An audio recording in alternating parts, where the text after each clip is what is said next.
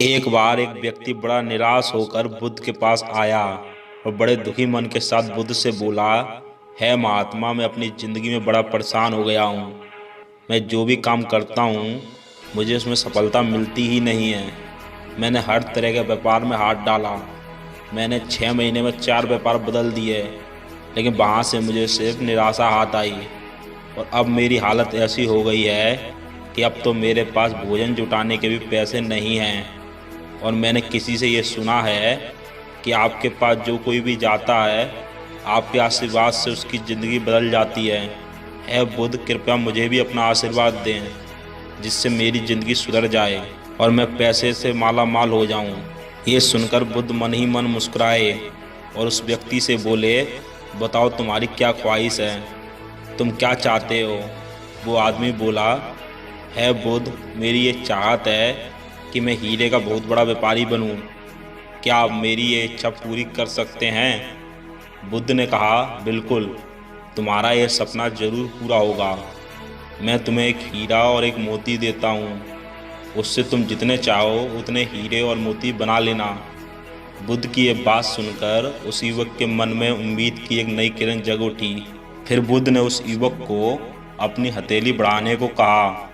युवक ने अपनी दोनों हथेली बुद्ध के समक्ष कर दी।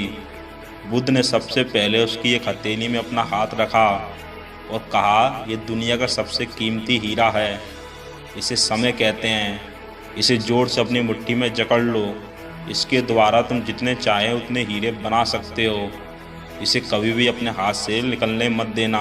फिर बुद्ध ने अपना दूसरा हाथ उस युवक की दूसरी हथेली पर रखते हुए कहा कि यह दुनिया का सबसे अनमोल मोती है।